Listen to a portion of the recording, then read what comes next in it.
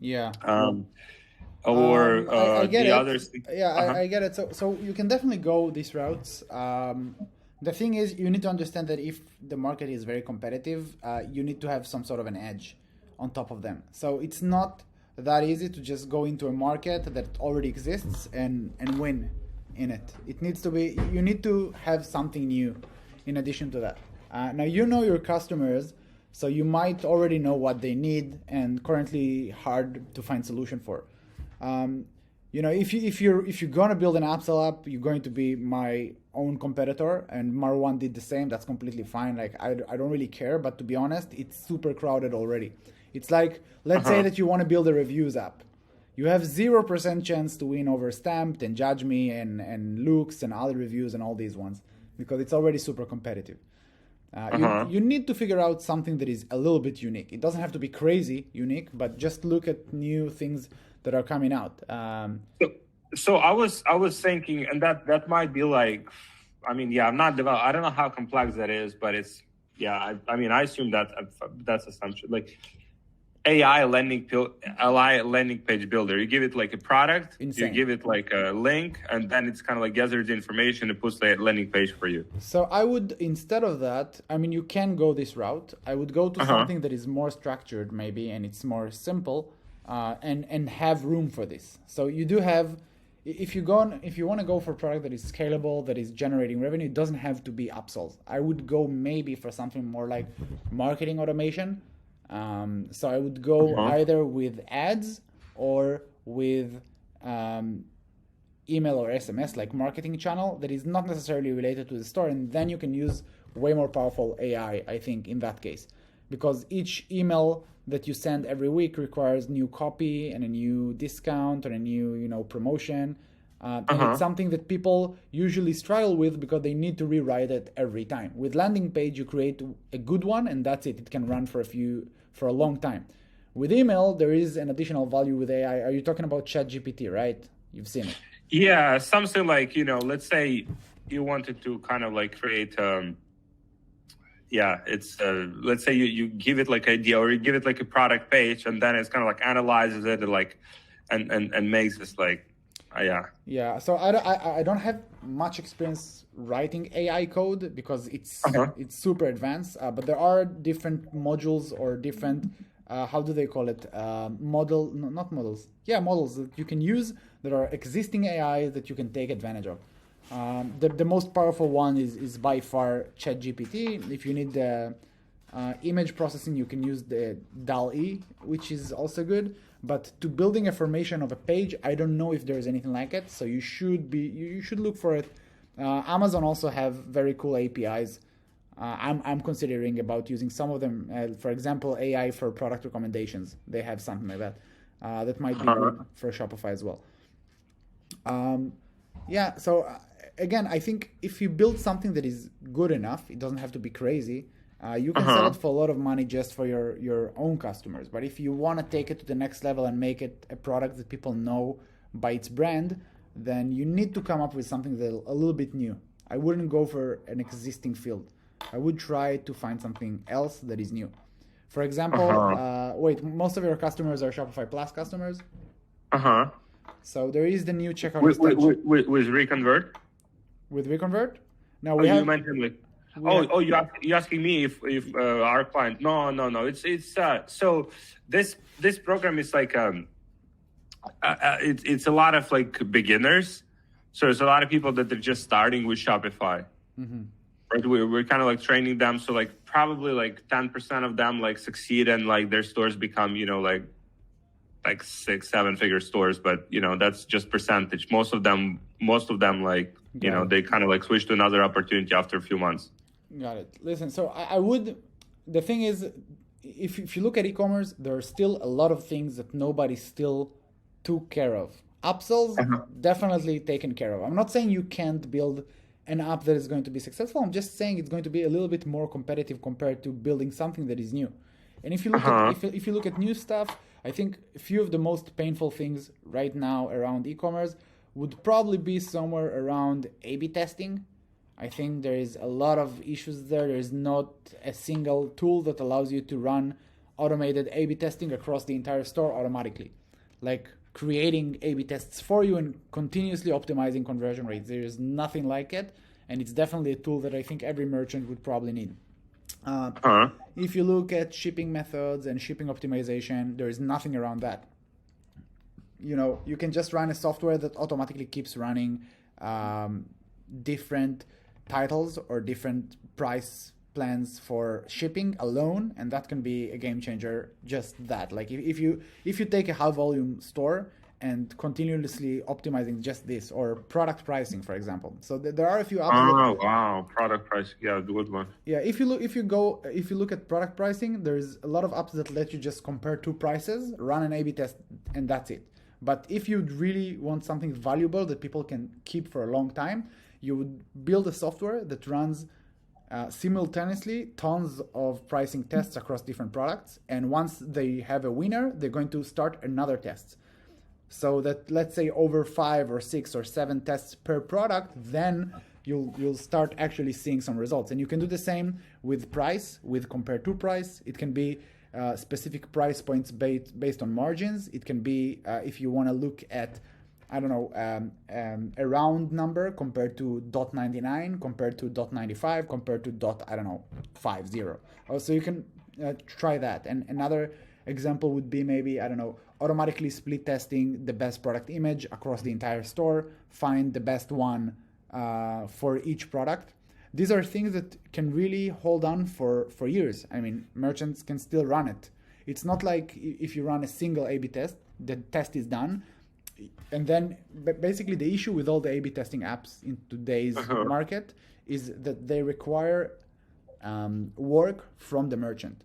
The merchant needs to set up another experiment. And as a merchant, you don't need or want more work. You want things to be automated. Okay? So I'd probably go with something that is a solution that can fit as many stores as possible and can happen automatically without the merchant having to do anything. Just initial setup and that's it. And things are working. And it can save a lot of money. You can actually show how much money you generate if you just compare the conversion rate and the change of revenue compared to the losing version to the winning version. That's one example. Another example would be weekly campaigns. Wow. What is it? Yeah, that's so good. Like, wow, that's like I didn't even think about it. It's so awesome. Okay. By the way, I think I'm recording this call. So if you're recording, that would be awesome. Yeah. I started at some point. I don't know if it's gonna be the entire thing. Let me see. By the way, if I do record it, do you mind if we use it elsewhere, maybe on our YouTube channel, or do you? Yeah, for sure, 100%, awesome. 100%. Yeah, I'm glad Marwan also like referred to you because we had a call and we also put it on our channel and brought a few calls in. Either way, listen, but it's all about execution. Like I can give you all these ideas. Eventually, it's about if you do it or not. Another example that I think is even better than split testing is weekly campaigns. I think this is the one thing that many merchants don't do for the first 5 years. I mean, even if they're successful, because there's so much stress around the business that you just don't have time to start running weekly campaigns until you either have an agency or you have someone in-house. So if you can create some sort of a tool using AI that writes, let's say that you, and this is something, by the way, I will do at some point if no one else is going to do this. So create a tool that through AI, let's say pick a random product or a random collection or a random discount with a copy that is built for the audience using AIs to generate it. And once per week, do an automated A/B test between 2 different titles, send the winning version to the entire audience, and then 3 days later, just send another email for non-openers. That's like a win. And you can start having merchants from day one starting sending weekly campaigns instead of waiting 2 years and wasting a lot of money. So that's like, so that for this one specifically, let's say like they're using Klaviyo, right? So that would integrate with Klaviyo and would send these campaigns through Klaviyo, or how that would work? You can do both. I would suggest building your own thing. I don't think, again, people will use Klaviyo after a year, 2 years, or 3 years because it's the most advanced tool, but it's not easy to get started with. It's definitely not easy to get started with. We built a tool. It's called Carty. It's very similar to what I just told you. For example, I'll give you an example. Abandoned carts. Abandoned carts. Every store knows they need it. Shopify by default have one message. Klaviyo can set up a flow with how many you want, but you need to set it up. You need to work very hard. So we created an app that you log in, you just, we ask you what is the maximum discount you're willing to give, let's say 30%, and then we automatically create a set of 5 emails and 3 SMS according to your stores, and the discount is distributed across the emails and SMS. So it starts with just a reminder, and then half of the max discount, and then eventually the max discount. And it's one click. For beginners, it's so much easier than learning a new tool that you have no idea what you're doing. So just imagine that you give something like that to beginners. Tell them, okay, in the future, if you want to move to more advanced tools, that's fine. But these tools solve your issue. You're going to send weekly campaigns. So that's something that I think can be super useful regarding the things that you just described. I was like, so was email and SMS, right? Like, Mikhail Stoichev, SMS Bump. Of course, good friend. We're sitting to dinner every once in a while when he's in Israel. Yeah. He's awesome. So So his partner actually, Georgi. So he bought I live in Miami. He bought an apartment in. I know. Actually, we talked about it not long ago. Yeah. Yeah. So we had dinner like few months ago when they were like in Miami, and so. He mentioned, I remember like the kind of the amount of headaches he had like with SMS solution because they changed regulations and stuff like that. Is that something? Would that be something that you would get into? Again, the software that I told you about is also with SMS. It is a headache. Emails are a little bit easier, but there's also web push notifications. There's one other tool that I wanted to create back in the day that I think is still can be awesome, not for all stores, but the one that we'll use, it probably will keep using it forever. So postcards, actually physical postcards. Back in the day when I had my store, I ran like a test campaign and I said postcard to multiple customers, like high value customers. Oh, the Post Pilot does it, no? Yes, they do some sort of an automation, but no one does it for abandoned carts. So imagine, but with abandoned carts. Oh, wow, that's crazy. So if you do this for abandoned carts, but it needs to be smart. First of all, you need to, if you do this, just some tips from someone who I have specification documents ready just for this. I just never started. So if you take this thing and the automation must be only for cards over a certain amount of US dollars. Otherwise, it's just not going to be worth it because the postcard itself isn't cheap. And then you need to have some sort of a QR code to go to checkout with a discount code, and you need to show the product image. Like, it needs to be personalized. It doesn't need to just be, and you need a time delay. So ideally, you will only send the postcard after the email and SMS flow is over. You don't want to send it to each abandoned checkout, right? You only want to send it to the one that really decided not to buy. Is that okay if I record on my side as well? Just to make sure, because this is so good. Yeah, of course, sure. Yeah. Sure, no problem. So these are just some thoughts, but I mean, you work with clients, right? So if you work with clients, it's also important that you keep every time they ask you for something that you don't find a quick solution for, just write it down, and then it's important to keep ranking these ideas based on some parameters. The one issue that I have personally with upsell apps on my business is that it's super easy to get rid of. Super easy. Like if you just click uninstall, that's it. You're done. But let's say that you have you've set up 20 different flows on Klaviyo. Now, if you uninstall Klaviyo, you lose all of that. Yeah. So you need to, ideally, you will find something that is also very hard to set up. I'll give you an example. We have a shipping app.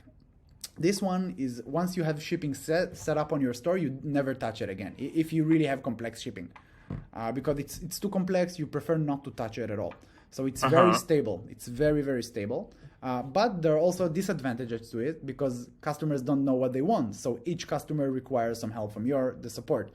So you want something that is as simple as possible for the merchants to use, as sticky as possible, which means it's very hard for them to let it go. And ideally, something that you can charge as much as you can, and the ideal situation would be based on some sort of a revenue or some sort of value metric. You need to understand the value metric that you're charging for. If it's revenue, great. If it's time saved, great. If it's anything else, that's also fine, but understand the metric that based on your charging. What do you think about the app for like maximum like speeding up the website or something like that? Sounds good. There are a lot of apps that are doing that. And the thing with speeding up the website, you need to figure out a way to somehow slow it down if they remove it. And that's a problem because if you once they install, you have no more access to the store. You need something that is sticky. You see what I mean? Okay, because the accelerated website, they removed the app, they don't need it anymore. Yeah, I'll give you another example to a terrible idea of a store. The one coming soon page.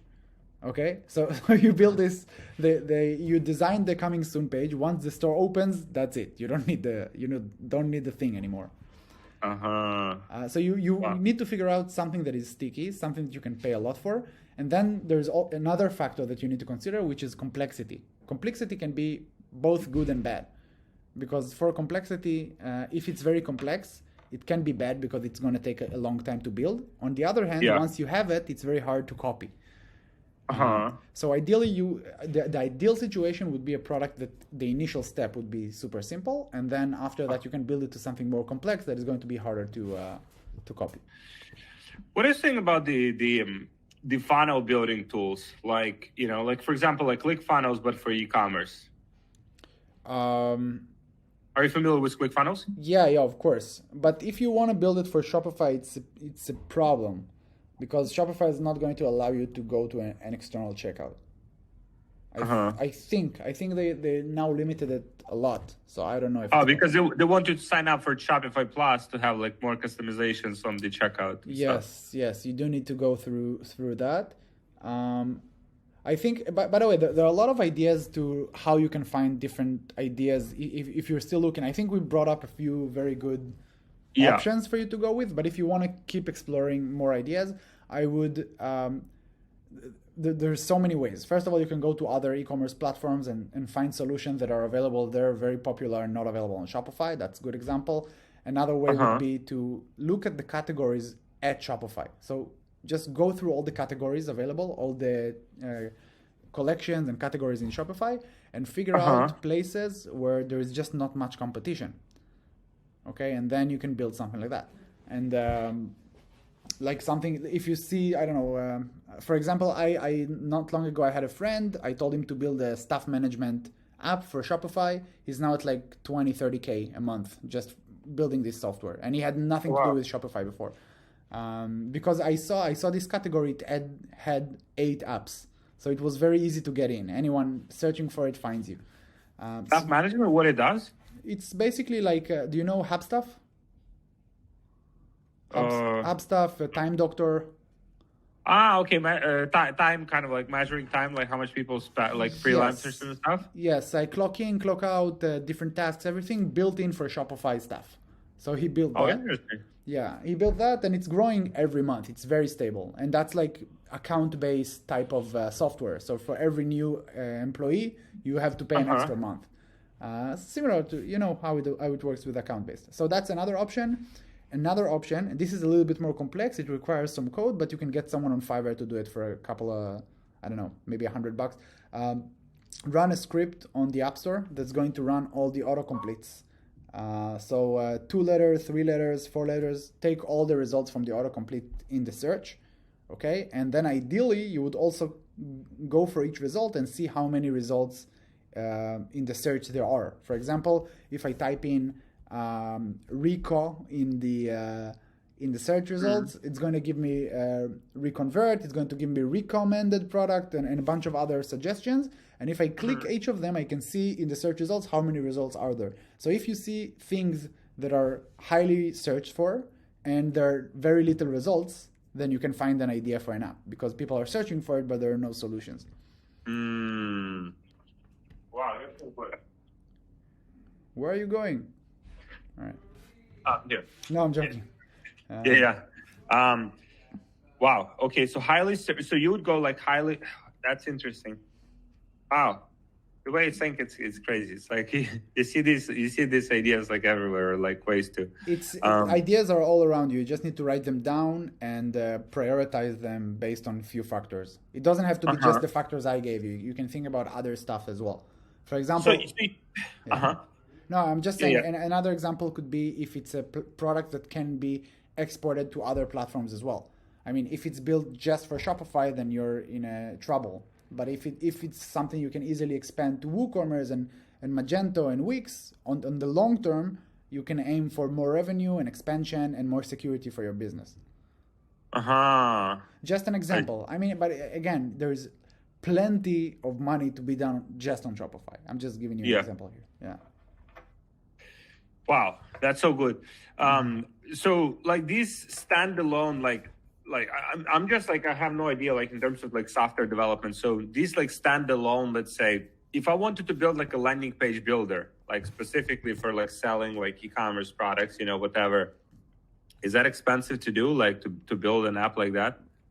Sounds kind of expensive to me. It depends on a few things. You can work with some frameworks or buy some sort of ready-made code you just need to manipulate to fit your needs. I would recommend using Polaris, which is the Shopify UI UX kit. Just go to polaris.shopify.com and you'll see everything. And it's just going to build things that are very native to Shopify. Merchants are going to know how to work with it. So yeah, page builder, I mean, it might be a little bit complex. We've done it multiple times. We've built a few like page builders, but for specific needs, it's very specific. And then you build landing page builders like drag and drop? We have drag and drop, but for the thank you page and for the post-purchase page. Got it. Have you tried Reconvert before? Long time ago. So it changed a lot. You should test it and see how good it can be for your customers as well. Okay. Yeah, it's a money printer. It's a very good app. We can talk about it on another day, but I'm not here to sell my app. Yeah, and so we've done it. It's important to have good developers. This is a whole other conversation we need to talk about. Right now, your team, what does it include exactly? Do you have any developers in the team? No. So I mean, our whole team is like the sales team, marketing, everything for the consulting business. Like this, literally, like is ground zero. Like there's nothing. Got it. Okay, so development, it's something that it can be a whole conversation just for that, just on hiring the right developers. Once you have the right developers, it's a lot about trust. You just need to make sure that you own the accounts for everything. So they never open an account and send you access or anything like that. You open the accounts, sending them access, and then you're pretty much safe on terms of the permissions and everything. How are you doing on time? Like, do you have like other calls, like, or like, because if we can like go for another, like, I don't know, 30 minutes or so, like in terms of development. See. I have time. No worries. Yeah. Okay. It will automatically charge me, right? Like everything is in there. I think it is. Worst case scenario, it won't. No worries. Okay, if you say you send me PayPal, like I'll pay. Yeah, It's okay. It's so valuable. Sure thing. So listen, with hiring the right developers, we have a whole process for it, but it's important that, especially at the beginning, to save as much money as you can. It's important that you will really work hard on finding the right person. Now we bring everyone from Upwork, and we have a whole process of doing it the right way. And we get to the point where we have full-time developers at like $1,200 a month. It's like really dirt cheap. Yeah, we can get to this point, but with a lot of optimization of the process and filtering out hundreds and hundreds of candidates. So you really need to learn the process. Usually the process includes a few parts. Do you want to go through it right now? It's kind of all right. Probably. Yeah. I don't know. What would you recommend? Like, so at this stage, like, would you just like kind of like go like super deep on the idea? Like, okay, so what's the idea and like what direction? Or because like, I mean, if even if I had developer now, I'm like, okay, so I have these like 6 different ideas, like, you know what I mean? It's probably too vague for them, and they need this specification document. Yes. They need so I think let's stay with, before the developers, let's stay with the entire validation part of things and ideas and how to bring it to life. Developers are at the end. Once you have everything ready, you find the right developer and you just tell them, okay, let's go, and then you sit around for 3 months or something like that. Because once they get to development, you don't have much to do for a while until it gets to testing. Okay. Sorry, Yeah. I'm here. I'm listening. No worries. So again, once you have an idea, you should Uh-huh. build a table that is giving you some sort of different. I can show you my table, but it's giving you some sort of a ranking for each one of your ideas.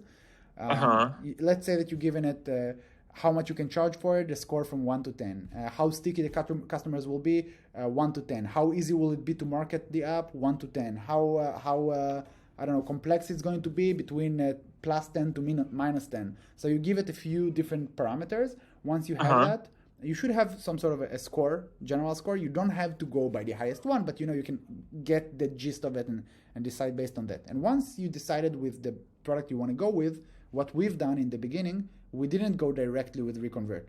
We started with a smaller project just to to make sure that we understand the process from A to Z. And this is also what I told Marwan. That's also what he did.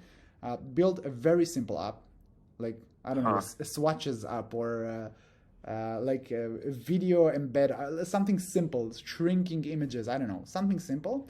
And once you build it up, then you understand the process, you already know how to work with the developer, then you can move on to a bigger project. Because if you decide if you realize it's not for you and it was a bad idea, it's better to understand that over a smaller project and not over something you're going to spend tens of thousands of dollars on. Okay. Now, by the way, the good thing about apps, usually if you do it right, you're not going to lose money. Worst case scenario, you're going to at least recover your costs because you're going to be able to sell these apps very easily. It's very easy to sell a Shopify app. So you should be. I'm on this platform like MicroAcquire, and there's actually it's like so kind of like how would you rank the idea of like shrinking images, like what you said? Because I've seen some of the apps here are doing exactly that. Yeah.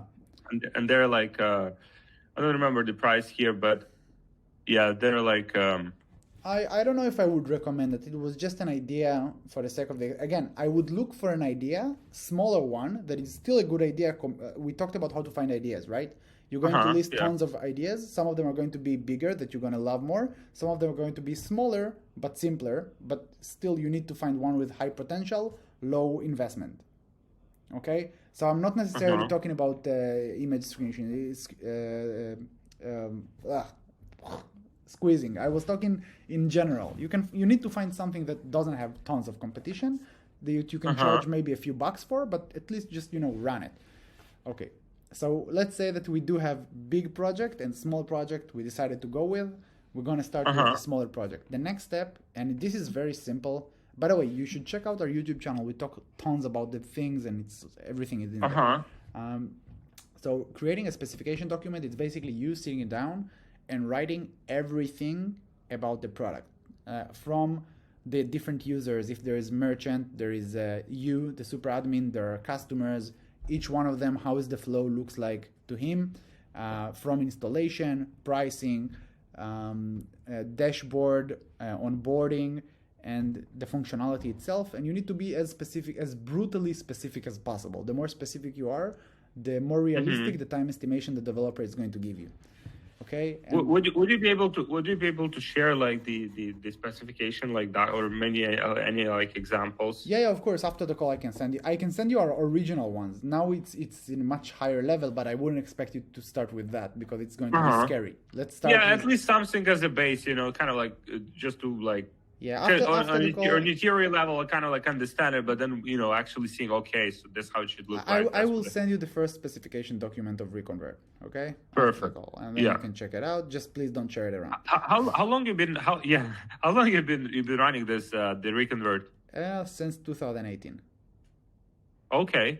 Yeah. You want to sell it or not yet? No, I don't want to sell it. I don't want to sell it. Is it like margins like 80%, like 90%, or is that like people exaggerate that? So it depends on you. We can make it 90% easily, but we're really doing a lot of stuff to take it one step further. So we're not just satisfied with where we are. It really depends on you. So we have now a team of 12 developers. We have tons of people. We can have 2 and just maintain it, and then it's going to be 90%. Oh wow. Yeah. That's it's a matter of decision. You can either just but if you just sustain it, then eventually it's going to die down because the competitors are always after you. So as you have to everything. invest into kind of like new features and stuff, right? But listen, but it is very stable. The margins are very high. I won't go to specific numbers, but the margins are very good compared to other business models, and it's very stable and it's very easy to make. The beautiful thing about software that once you have volume, once you have set of customers, you can measure every tweak, you can make it better, and you can find very small changes that are going to have a huge impact about everything that you do in your bottom line. For example, this month we decided to remove the free plan. We had the free plan since 2018. We decided to remove the free plan, replace it with a minimum plan of $4.99. We have about 300 installs per day. We still have about 300 installs per day. Wow. So if you just try and kind of look at that, the amount of extra revenue, assuming it's going to stay the same, which I think it will be, it can be a few tens of thousands of dollars without doing anything, just changing very basic stuff. That's crazy. Yeah. So I'm just saying there are a lot of advantages to running SaaS compared to other businesses. Was it like how much time it took you to kind of like break even with this, like initially? Very fast. Again, how much? Few months. Very fast. Yeah. Oh, really? Yeah. But it was different, kind of like, I mean, the space wasn't like as like busier or as competitive as it is now, right? It was as busy and competitive. It's like, people used to say back in the day, no, the App Store is too full because there was only like, I think 3,000 apps. Now there are 7,000.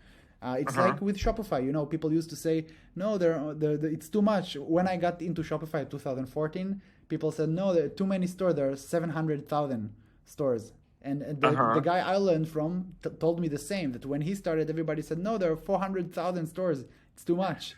And now everybody's saying, no, they're too much. There are 2 million stores. And it's never too late. It's just, you need to find your edge. So the same with apps. I wouldn't build something everybody else built. The reason we succeeded so fast and so big is because we built something unique. There was Sweet Upsells now, or still exists Sweet Upsells something? Yes, Sweet Upsell. We got a lot of installs from them. That was good. They didn't want to be on the App Store because they didn't want to pay 20% to Shopify. So I just targeted them on the App Store, and everybody that was searching for them got installed Reconvert instead back in the day. So we got hundreds of installs just from them. Interesting. So yeah, that's also a good thing. That's why I said it's a very good idea if you find a solution that is available on other platforms, but not on Shopify, on e-commerce platforms, meaning it's needed on e-commerce, but maybe it's not available on Shopify. And then you can use the competitor name from other platform to bring in installs for yourself, because if someone is going to search for them on Shopify, it's going to get to you. Would you do anything with like post-purchase upsells? We already do. I mean, that's what our app does, pretty much. Kind of like like Zipify. Yeah, that's what we're doing. That's what we're doing. We're just doing it different. You're doing on the thank you page, right? On the post purchase and the thank you page, we build funnels. Oh, you do that. Yeah. Oh, okay, interesting. I mean, listen, again, you can go for it, but there is so many apps already doing that. Very competitive space. I'm not saying like just because I don't want another competitor. Right? It's more than welcome, but it's really tough. And the thing is, in Shopify, merchants are in community. They talk to each other. You know that probably already. They have tons of groups and stuff. Once there is a good solution, it's like fire. It's spreading around very fast because people are talking about new solutions that are working. So with Reconvert, it was very easy at the beginning. Once it worked, we took a page, the thank you page, that had 0% conversion rate and turned it into like 3% conversion rate with one click. And then people started talking about it, and it moves very fast. So if you do the same with something else, find something else that still doesn't have a solution. I see. Yeah. And something that wouldn't require merchant to do like much, right? They do set it up once and it's there and like yes, and ideally, if possible, try to figure out the best practices for them and just let them approve it. That's what we're doing today. Today, if you go to Reconvert, we just ask you what is the biggest discount you can give, and we build an entire funnel for you, like set of two post-purchase offers and a completely thank you optimized thank you page dedicated to each customer. It's personalized and it's smart and everything, and you don't have to do anything. You just give us the discount and that's it. So you can run similar things That's why I said you don't want to create work. If you look at A/B testing, don't let them keep defining every time a new test. Just do it for them. Just ask for approval, not for them to do everything for you. If you are the authority, if it's, for example, in upsells, I'm the expert in upsells. I will tell you what works. You can just say yes. If you don't wanna, you can create it on your own, but I'm telling you what's working. The same with whatever you decide doing, you are the authority. Let them know what works and just ask permission to do it, to execute. Do you do any like so in terms of like emails, like do you do any like email stuff, like any like you mentioned that is one of the card abandonment and stuff like that? Like, do you do anything with emails currently or not? Yeah, we do. It's called Carty. You can check it out on the App Store. It's Carty? Yeah, we have it on Wix and in Shopify. It's you can check it out. You will see what I mean by making it simple for beginners if you just install that. And this one is at about $5,000 a month in revenue, and we don't really touch it anymore. It's just sitting there, generating revenue. Oh, interesting. And how much did it cost you to build it? A lot. But we did a lot of mistakes there. It's something we built from Flippa. We bought from Flippa back in the day from another founder. He had it on zero revenue, and we got it from $0 to $5,000 in revenue in like 3 months, something like that. And then we started doing a lot of mistakes. So we had a lot of infrastructure issues, and then we had to go in circles to make the product work again. So we got back down to like $1,000 in revenue, and now it's back to 5,000. So now we can finally move forward. So was this like what were the major mistakes like you say you made what were the major mistakes that you would avoid if you were to know? I'm not sure I would buy it. I would probably just build it from scratch. You wouldn't buy it. Yeah.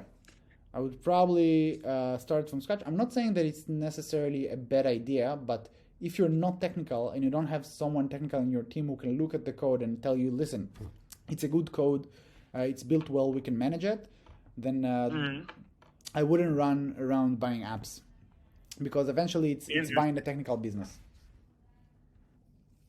Buying what? You're buying technical. Yeah. Uh-huh.